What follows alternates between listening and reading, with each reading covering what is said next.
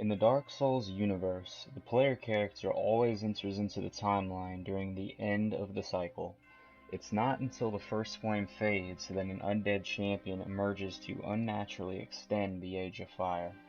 We know that concepts such as light and dark and life and death are only a result of the disparity created by the first flame.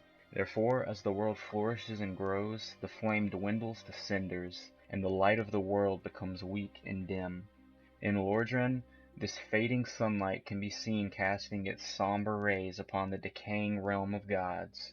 It isn't until we disrupt Gwendolyn's illusion of Guinevere that we understand the truth. Sunlight has already faded from the world. As stated by the narrator in the opening cinematic of Dark Souls 1, even now there are only embers, and man sees not light, but only endless nights. It's very doubtful that Gwendolyn's illusion of sunlight extends beyond Lordran, and so the world at large may in fact be in a period of eternal twilight. Now that we've made the correlation between the fading of the first flame and the fading of sunlight, let's move on to the topics that inspired me to make my own lore video. While my theories and conclusions are based purely off of in-game evidence, there is a fairly substantial amount of speculation involved with filling in the gaps. That being said, let's get to it. In order to travel to Archdragon Peak, one must know the meditation-like technique of the Path of the Dragon Covenant. After using the gesture in a ceremonial site of dragon worship, the player comes to under a bright, healthy sun. If you were like me, your initial reaction to Archdragon Peak was one of wonder and amazement. Fans of the series are accustomed to bleak environments that instill dread and sorrow. Visiting Archdragon Peak for the first time and seeing the sun blaze down on us from on high immediately struck me as being in distinct contrast from everything we've come to know from the series. Peering over the cliffsides, I was greeted with the familiar mountainous vista that we've been subjected to since the Undead Asylum in Dark Souls 1. After a few minutes of exploration, I saw it, the high wall of Lothric. At first, I thought I was looking at the walls of Lordran due to the off-gray color of the wall, and my mind ran wild with speculation. After further investigation, however, I noticed the architectural similarities between this wall and the high wall of Lothric. Anchoring this observation even further is the old cathedral of Anor Londo and the city of Irithyll nestled below. With the progression of time, the once mighty keep of Lord Gwyn has now been surpassed by a new kingdom with a new wall. Although you can't see the city of Irithyll situated just below Anor Londo, I believe it has been constructed, and the profaned capital has been discovered. More on that point later in this video. What's interesting to note is that neither Lothric Castle nor the Grand Archives have yet been constructed, implying that we have traveled back in time to a point when the Kingdom of Lothric was fairly new. The nature of Lothric is murky and unclear indeed. The transitory lands of Farron Keep and the Cathedral of the Deep have yet to appear. I believe this is due to the fact that the Undead Legion and Aldrich have yet to acquire the strength that earned them their respective titles of Lord of Cinder. It's been speculated by various members of the Souls community that the transitory lands have converged upon Lothric because they are home to the most powerful souls in the world. What's more is that characters such as Yorm, Aldrich, and the Undead Legion never actually linked the fire, but were given the title of Lord of Cinder by virtue of their strength. If you disagree and think that every character referred to as Lord of Cinder did in fact link the fire, then I would ask you to consider Prince Lothric.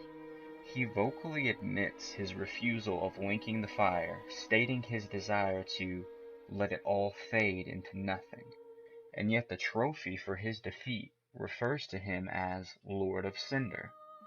This leads me to the conclusion that Lord of Cinder is merely a title given to one who has a soul powerful enough to link the fire.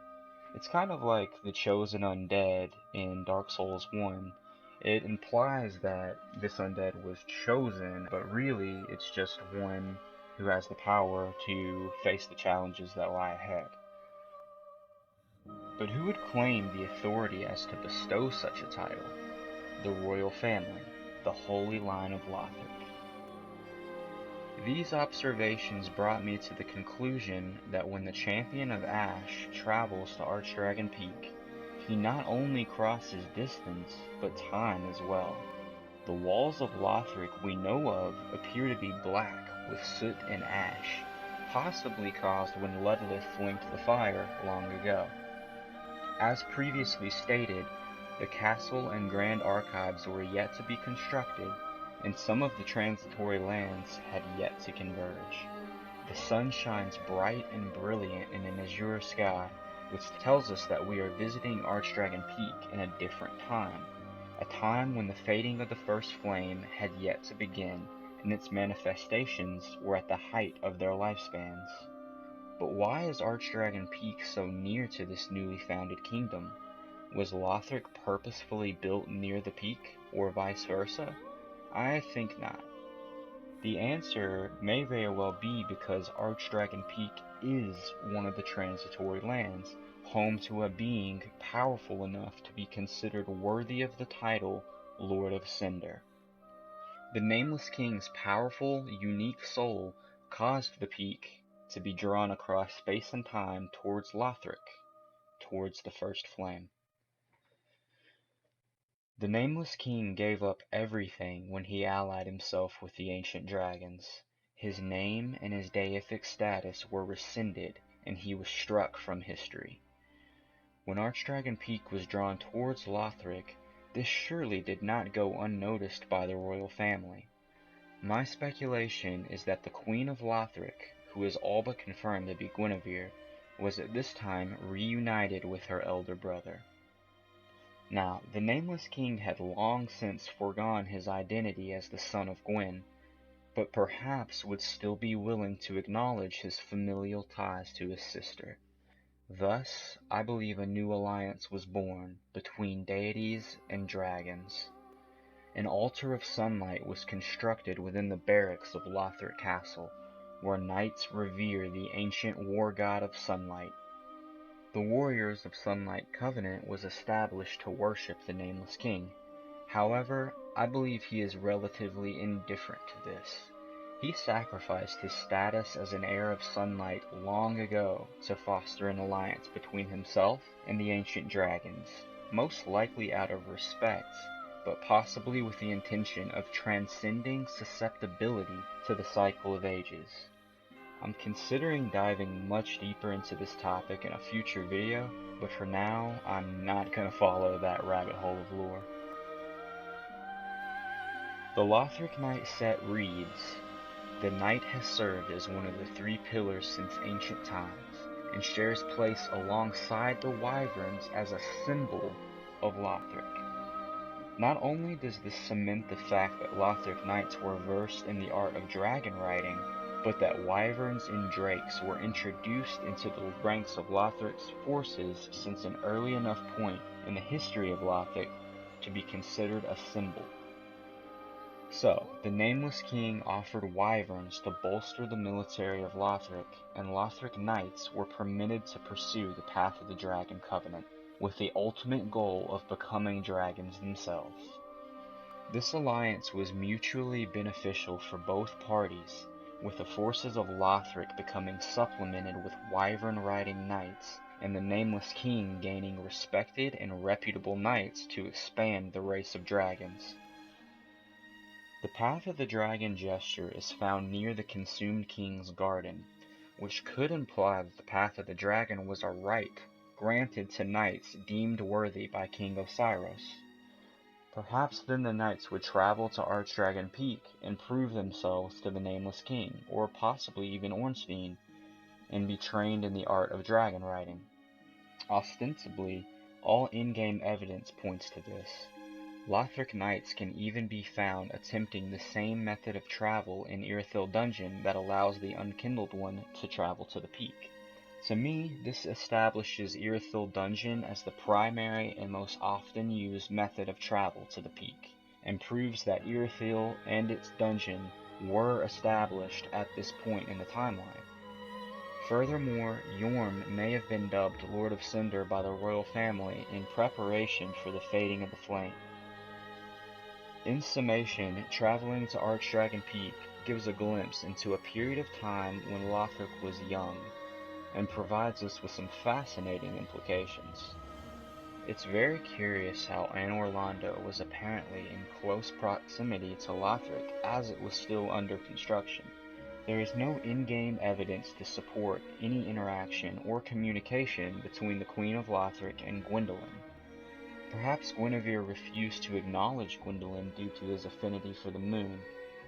Nevertheless, I find it incredibly interesting that, regardless of their efforts, the children of Gwyn have all been drawn back to the tract of land that houses the first flame.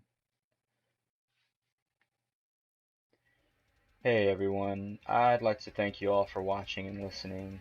I discovered the Soul series in the spring of 2015, and I completely fell in love with the lore of these games and the way FromSoft tells a story. It's been a truly unique and remarkable experience that has honestly changed the way I view video games and storytelling in general. I'd like to give a shout out to another lore guy, the Ashen Hollow, who reinvigorated my love for Dark Souls lore and helped me to see that there is just as much speculation and theorizing to be had now as there ever has been in Souls games. I recommend everyone to check out his channel. As of now, I don't know if I'm going to do another lore video after this, but I do have some theories and ideas regarding Velka, Gwyn's firstborn, and what may have led the firstborn to sacrifice his name and status to ally with the dragons. If you'd like to see more lore videos, let me know in the comments. Also, and this goes without saying on a Dark Souls lore video, but feel free to agree or disagree on anything I've said in the comments below. Thanks again for watching, and take care.